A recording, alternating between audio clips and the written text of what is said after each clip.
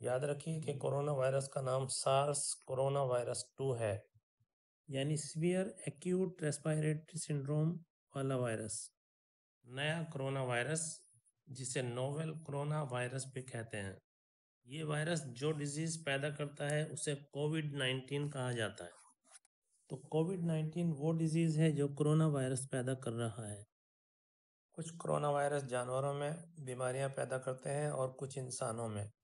Corona virus سب سے پہلے 1930 میں دریافت ہوا۔ اسے IBV یعنی انفیکشس برونکائٹس وائرس کا نام دیا گیا۔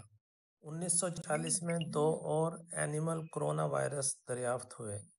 ایک کو MHV یعنی ماؤس ہیپاٹائٹس وائرس کا نام دیا گیا، دوسرے کو ٹرانسمیسیبل گیسٹرو انٹرائٹس وائرس کہا گیا۔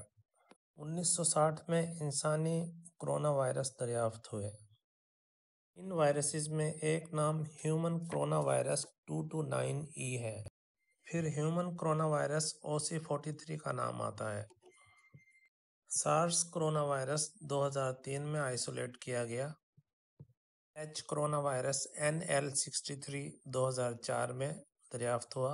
HKU نام کا وائرس 2005 میں آئسولیٹ کیا گیا۔ مرس کرونا وائرس 2012 میں دریافت ہوا، اور موجودہ وائرس جس کا نام سارس کرونا وائرس 2 ہے، چائنا میں 2019 میں دریافت ہوا۔ یہ تھا کرونا وائرس کی ہسٹری کا مختصر تذکرہ۔ کرونا وائرس چائنا سے نکل کر دنیا کے بیشتر ممالک میں پہنچ چکا ہے۔ یہ وائرس انسانی جسم کو کیسے اپنے شکنجے میں جکڑتا ہے، اس کا جائزہ ہم اگلی ویڈیو میں لیں گے۔ مقصود احمد کو اجازت دیجیے۔ فی امان اللہ۔